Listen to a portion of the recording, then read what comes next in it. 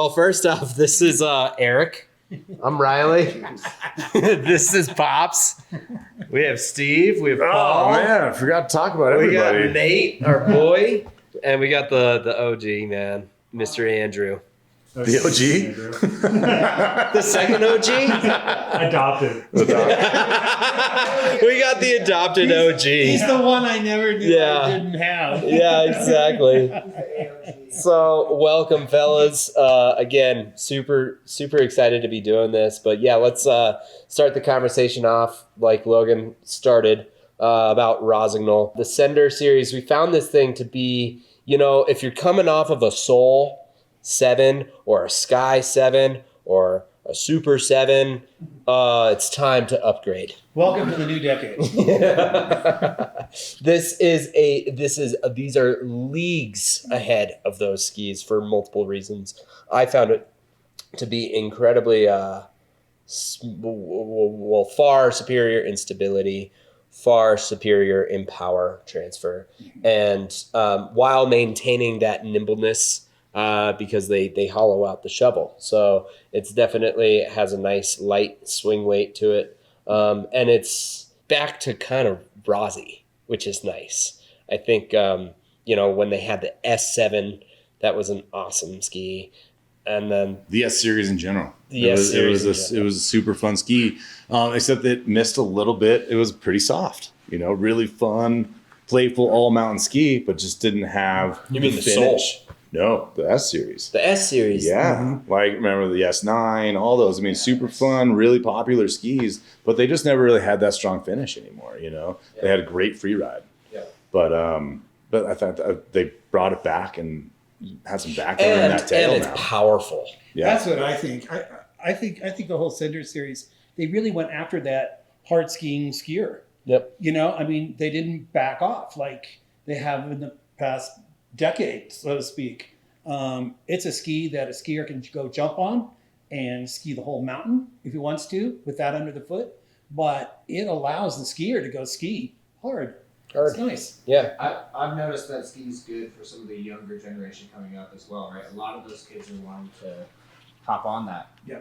Am I correct in saying that? That's what I've seen with this ski is some of those kids are wanting to just push their limits a little bit and have something that can perform, something that'll last with the work they're putting into it. Exactly. Yep. And this is that, this is stepping into the real world of skis. I would go ahead and say, like, moving to the left, we start to gain a little bit more evolution in the finishing of the turns and also saving a little bit of weight when we talk about the Atomic Maverick 95. This is one of my favorite skis in the industry right now, and it has nothing to do with me being on the base of the ski. I was just about to bring that up. It's got my name on the back of it, so it's my favorite ski here. I don't know how to put this, but it's your picture though. I'm kind of I took the photo. Kind of a big deal. No, so the Maverick series, super simple construction. It's a poplar wood core reinforced with 2 sheets of metal. So poplar, really light, and 2 sheets of metal, burly, but without taking away from the lightness of the ski. Yeah, correct me if you think I'm wrong in this, but out of the series of the Maverick, from the 88 to 95 to the 100, sticking with those 3, I think this is the most versatile one because it can rip a hard turn like the 88, but then it's so close to that 100 that you still can get into that kind of like chundery snow and pin it over and do whatever you need to. That's why I chose that ski. I chose for my face to be on that button. We chose to put it in the store because it answers so many situations for so many skiers. Mm-hmm. It's something that somebody can still go out and ski a little bit firmer snow, but also glance over here into the trees and ski some pow. It gives it a little, more versatility for a bigger portion of the mountain. So I think you guys... And a bigger portion of people. And I think that's kind of where it really hits the mark. Yeah. I think that you can be, I wouldn't put a beginner at all on this particular ski. I think it's definitely an intermediate to expert, but it's a growth ski, and it's a great way to enter into realizing that you need multiple pairs of skis. because it will allow you to ski the hard back really well and allow you to ski the powder pretty well, you know, and because of that education and what you're kind of gaining on the mountain, that's when you're gonna be like, oh, all right, now I know why I need, you know, something a little bit wider here, maybe something a little bit narrower here, because it just opens so many doors when it comes to all mountain I mean, skiing. I feel that way about the 90s in general, man. Like the mid 90s is a great place to start if you are looking for a ski for Colorado that is going to float decently well and going to carve decently well. I think that mid 90s is a solid option if you're looking for one Kinda 90 ski. to 100. Kind Yeah, of, right? 90 to 100. That's what I'm talking about. It's a great dimension for Colorado if you don't want to go buy a couple pairs of skis, which We wouldn't recommend. we wouldn't recommend. We're in the business of selling multiple skis. The mid '90s is also a great era for hip hop. Yeah, Let's go. That's a golden age. So you want it? It's the golden dimension for Colorado. There we go. The You golden know. ratio. Moving into Volkl. Why don't you talk a little bit about The what happened Germans. Let's go to Germany for a bit. I think to like truly understand where this ski has come from, we got to look at the M5 as well and just know like that ski was planky and it did one turn and it did it okay. Had the ability to kind of beat you up if you weren't on it, take it into some stiffer bumps and stuff. And then like this thing came out also. Good work on 100 years, Volkl. And they Here's to you, Volkl. Well done, Volkl. Yeah, well You only done. lost it for a couple decades. But no, like this ski now is just, it's so versatile with that like 3D radius. It's one of the first skis. It's like the third ski I jumped on with that 3D radius that like it actually felt it. Like when you pressure the ski differently, you're making a different turn. And it felt cohesive through every turn. It was awesome. I'm super impressed with that ski. And through the family. Through the whole family. Through the whole family now. It's just not this Yeah. one ski. You know, the M6 last year was like, oh, this is so great. And then boom, here comes this. And here comes that. So now we have this whole DNA chain that's going with that consistency for everyone to go out and ski. Pick your width. We have them all for you. Let's just pick the platform you want to stand on. Years ago, 2 sheets of metal would intimidate a lot of people. And with the new technology now, it doesn't. You can have 2 sheets of metal and you can be beginner, intermediate, advanced to expert, and it's still going to react well and perform for you. So it's no longer intimidating to the average skier. I would agree. Well, I it's think that space frame.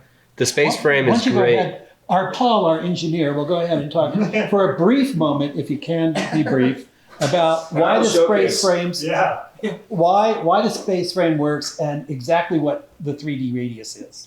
So the space frame is amazing. Instead of having just 2 sheets of Titanol across the entire ski, it's just around the rim. You get it completely underfoot, and then it comes through in the tail. So when you get that thing on edge, it's acting like a traditional race ski, where it is just burly and ready to do what you want. But then that 3D radius really opens up your sweet spot. You have 3 different radii, one in the tip, one in the waist, and one at the tail. Well done, Lance. You're killing the game. It's like he's like a straight up puppeteer. You just got to go like this now. Yep. But that allows you to make different turn shapes. You can be really forward and aggressive and get those nice tight turns, or you can ease up, get a little bit more upright, and you get nice, just playful, open turns. And if you want to stivet it, that tail allows you to do it. Does it also allow you to exit the turn sooner Yes. if you needed to? Yes, wanted if you need For to. sure. Yeah. Without a doubt. I mean, so I would go ahead and say between the Rossi, the Maverick, and the M6, the M6 is going to feel like probably the most stable and stout. It is truly German, right? And then the Atomic is the lightest and most playful and So nimble. Austrian. It's just an easy skiing double laminate metal ski, right? And Rossi's still And French. Rossi is still French, I mean- which is just Some of awesome. that- They're some of just that fun. hasn't changed. They made skiing I mean, They you made know, skiing fun. they made skiing for everyone. is what they did, Yep. back in, 40 years ago.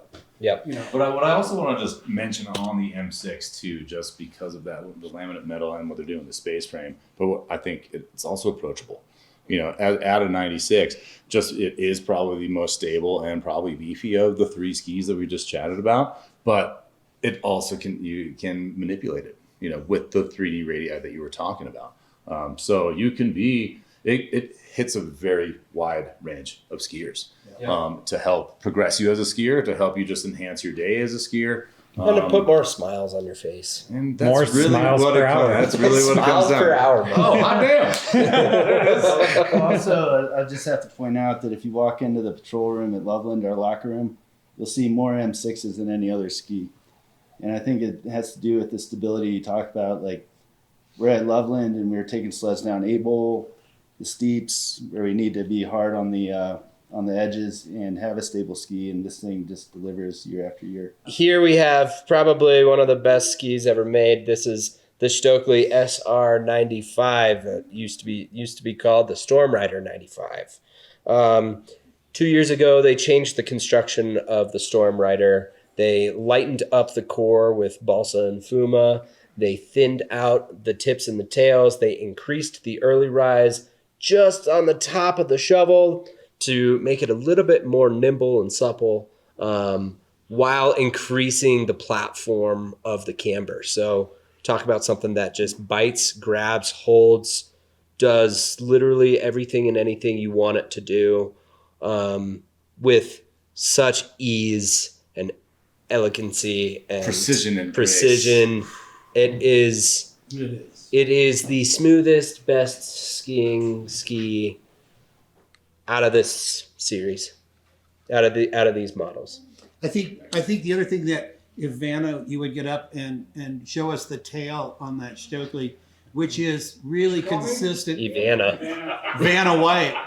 This tail profile you'll find throughout the Stockli line, and the reason they finish a turn so well is because of that thing, and it just is so nice. No matter what radius turn you're making, when you stand on that tail, it comes back, it rebounds under your foot, and you are immediately into the next turn.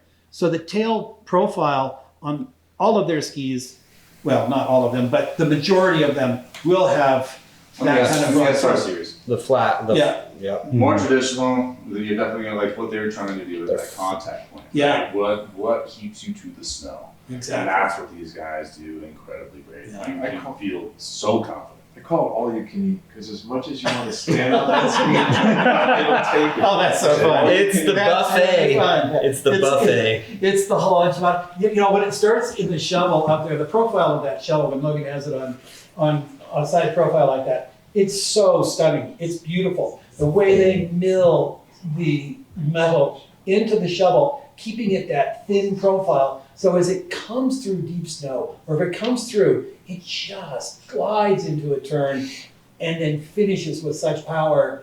It's That you want to do another. Yeah. that you want. Come back with the next video and we'll show you two others that you can have in the family. This ski favors a slightly longer turn, though, right? If you would want to make a slightly longer turn with this, wouldn't you? Than a shorter turns.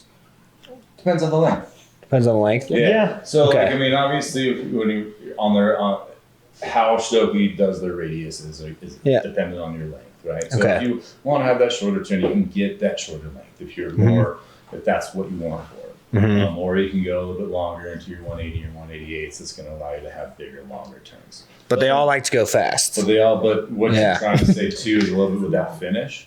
It's definitely wants you to finish a turn. While we're talking about tails, let's go ahead and move into the next series of skis over there on the left. Something that I, as the old guy, the OG, never thought he would ever put on his foot, ever. But I also thought I'd never ski anything 188. And that's not true. So I pretty much changed my whole concept of skis. It's crazy. They're all fun. They're all ski differently. So go ahead and start talking about the twins. So we could go ahead and let's just launch into the new Atomic series. Chris Bentchetler has been a part of the Atomic family for I think 20 years, almost 20. I think it might Well, be this is 21. going to be 13 years of Bentchetler skis this year, 13 or 14. So like, he's actually designed. He might have been a skier for Atomic for a while, but he's designed the Chris Bentchetler series for almost 14 years. Yep. And so this is the first year that he's come out with. It's always been a 120. Then 2 years ago they came out with a 100, and then now they have a 90, a 100, a 110, and a 120. They completed the family. They completed the family. So fun. So anyway, And so simple. yeah, incredible. I mean, it's such a super fun, playful, poppy, incredibly great all mountain stick for so many different people, right? I mean, within the 90 and the 100 construction, I believe it's the same throughout, at least within It's the just a poplar core. poplar core with carbon stringers. Yeah. Oh, not in the 90, but in your 110 and 120 then, right?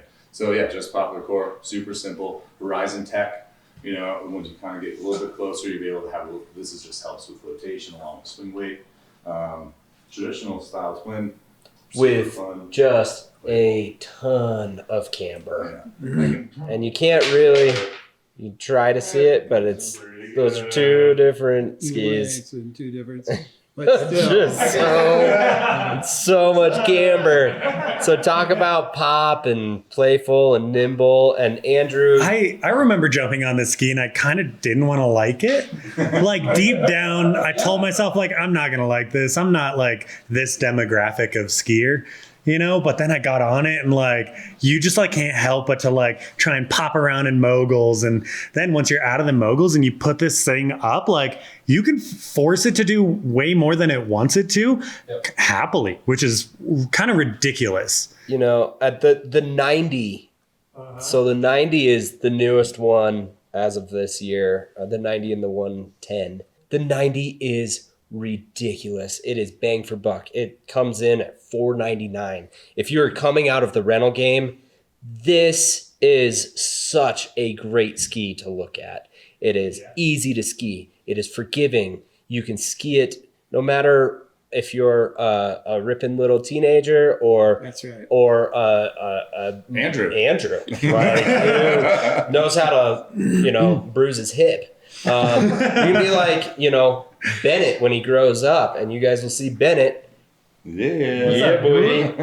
This is gonna be his next ski, which is gonna be freaking And awesome. like with that, it's like it just shows that you can buy one ski and then just have it for like years to come, and it can just taunt you with stuff, you know, like you can rip just normal arcing turns, or if you want to get into like park and pipe stuff like that, this could totally be that gateway ski. Yeah, and don't hesitate if you're, you know, looking for a women's ski either. I mean, this is a unisex series, so their mounting plate is very similar whether you are a male or a female. It is such a versatile ski. And that leads into the 100. The 100, obviously, you're going to get just slightly a little bit more of an all-mountain ski. It's going to float a little bit better in deeper snow, but it's still going to roll up on edge really easily. It's a very easy, like we keep on saying, easy, easy, easy. 90 is going to be snappier, quicker edge to edge. 100 is going to be a little bit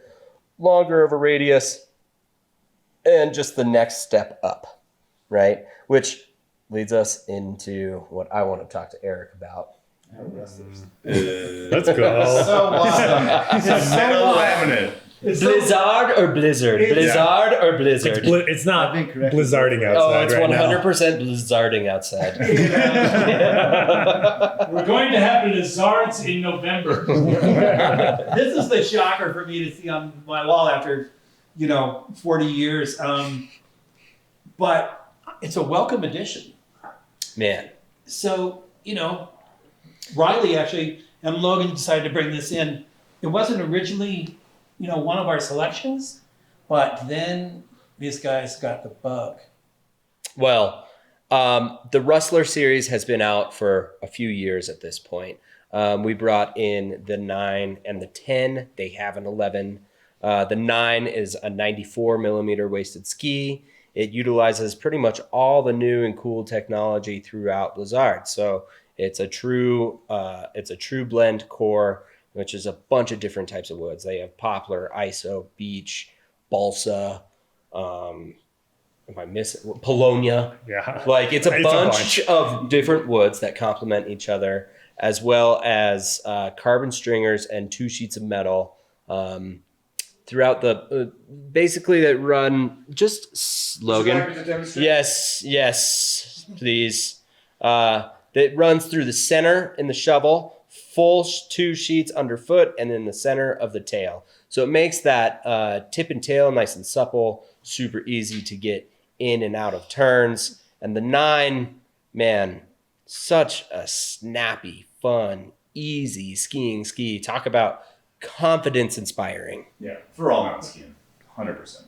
And they shape it to the length of the ski as well, right? Exactly. Yeah. Yep. Before it goes in the mold. Yeah. Yep. So the 88's usually 188's usually the widest of the series. Mm-hmm. And you've been skiing Rustler for a few years, I've been right? on the Rustler series for about 4 years now. I ski mainly the 10 and the 11 as my dailies, and I couldn't be happier with them. They're super playful. They rip the bumps. Even the 11, they're 114. Yeah. You can just you can just swing them around, whip them around through the bumps, just bank turns, catch air. It's just a super stable ski. I feel like I have pontoons on my feet. I'm landing on anything. Like it just, it makes me look a lot better than I am out there. And I love it for it. Well, dang. I mean, that's a testament right there. Okay, we better move on to the next ski. Holy cow. That's awesome. I mean, that's what we found too with just how it is for a lot of the customers that we've been selling it to. It is confidence inspiring. It can totally help you open the doors to different parts of the mountain that you didn't think you could do, give you confidence in areas that you didn't know you had. It's a great series, and a 90 at the waist with very similar construction to, or just really forgiving construction with the tip and the tail and metal under the foot. yeah. So we kind of have these laid out from no metal to metal. And that gets us into the next ski. Yes, it does. Line. Put the gas metal pedal. What's that? What was that? Gas pedal metal. Let's go.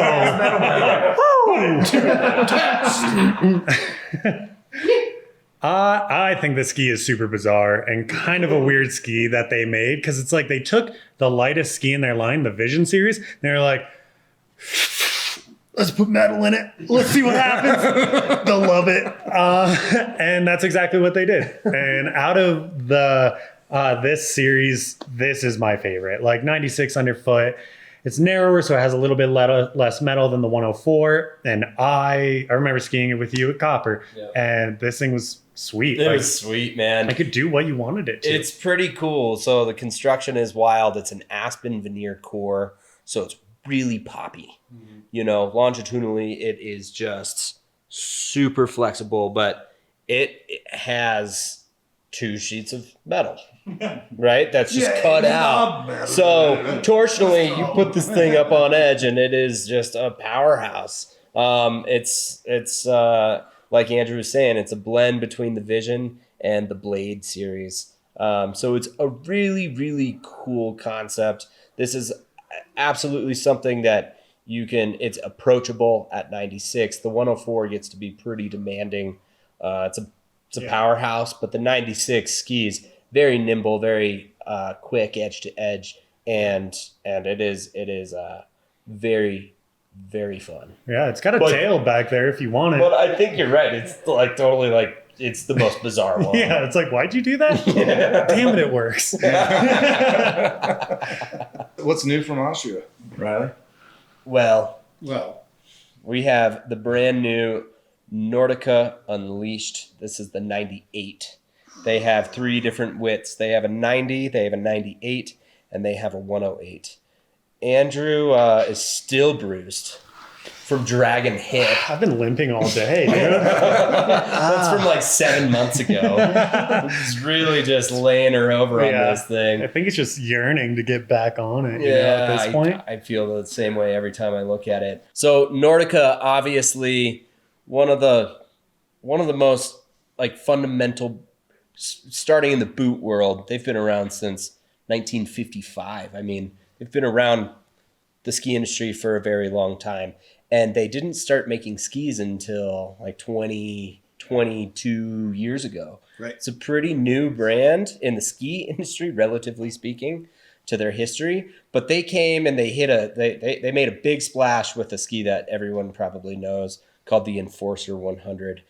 They also had a ski similar to this called the Soul Rider, which had no metal. And Soul Rider was almost a decade. Like, Yep. you know, they had it for a super long time. So They the did. one thing that they wanted to make sure they do when they replaced the Soul Rider was to bring something that was going to be as popular as good skiing, and they took their time with the new Unleashed series. Yeah. I don't know why it is. I always think I'm going to get on these skis. Even back when we were buying the Enforcer and buying the Soul Rider, I'm going to put this on my foot. I'm going to go skiing on it, and I have this preconceived notion that it's just not a. And then I make about 6 turns, and I go, oh, this is why it's on my wall. This is a real This is why ski. it's on, and why it's been in the store for 10 years or even longer.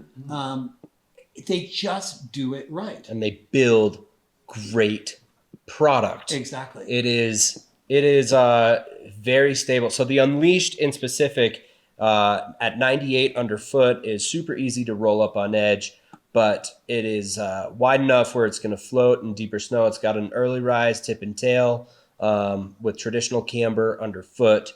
So you can lay this thing over, snap arcing turns, or load the tail up and go pop off pillows. It is it's kind of whatever you make it to be. It is by far one of my favorite skis out right now. Yeah. Out of this series, it's a remarkable ski to be looking at, you guys. Like, it's super fun. Do you remember that analogy I had? Yeah. What was it, dude? It's a twin tip ski with a ton of metal in it. Super fun and playful, but like if you're pinning it over like double fall line, pushing super hard into it, you could be just so heavily angulated while talking to your mom on the phone, drinking a cup of tea, and you're just like, yeah, this will help. This will hold for sure. Like, I'm not worried about it. It's just it's perfect. I loved it. It's part of their DNA too. Yeah. That stability. You roll it up on edge and you go, oh, this is why You could it's just here. trust This it. is why I'm back. Yeah. Yeah, it's cool. Mm. So tell me about the company that I just. Go ahead. Moving right along. Moving right along. Nani Tua. I actually was a rep for Tua backcountry skis. Tua made beautiful cross-country skis, and he had this beautiful factory in Italy, and he was making all the Black Diamonds, first Telly skis. He was building his own skis, and I was their Telly ski rep, my brother and I, and it's just a solid product, always well thought out, well engineered, and really well built. They're incredibly durable. You can see them over in the garage in Grand Lake. There's just some there from years and years ago. But then we hear all of a sudden, Fast forward 40 years, and Nani's building movement in freaking Tunisia. You know, it was like, and I have to say, and this will be the last thing I talk about, I shocked myself, not in this but the Fly 2, I think we'll talk about later. Maybe I should wait for that. This is the This Fly. is the Fly 95. That's the Fly Fly 295. Fly 295. But you dig it on the 105. Oh, yeah. But no, this is the one I love. No, you love the 105. No, I think I love this one. We love both love of them both. It's why we bought them both. But here's what happened was, this is a guy who's never skied twins. He barely, are you kidding me? Give me a flat tail. I'll do anything. But I'm trying to keep up with all these kids around here. I'm a little bit older than most of them. And so when I got on this twin, and it has this incredible camber under the foot, and you can ski it at 4 miles an hour, or you can ski it at 40 miles an hour. It doesn't matter. If the trees are tight, all of a sudden I felt like I was following some snowboarder through the trees. The pivot point on that ski was so quick and so fun. It changed my life, which is That's a big statement. that's a big statement from skiing on a lot of skis. I was really impressed. Yep. Really impressed. So buy the Fly 2. I mean, it's so fun. You won't be disappointed. It is definitely worth it. It is quick. Coming from the OG, changed his life. That is something to noteworthy right there for anybody watching this. Yeah. 100%. As we kind of conclude this, series from 90 to 100, we have a variety of skis here at Boone Mountain Sports to come check out, talk about. Hope you learned a little bit of information about today. I want to thank all you guys for participating. We'll keep rolling here, and 22, 23 is And just check around out the corner. Chateau. Yeah, and come check out the Chateau. Yeah, Benny.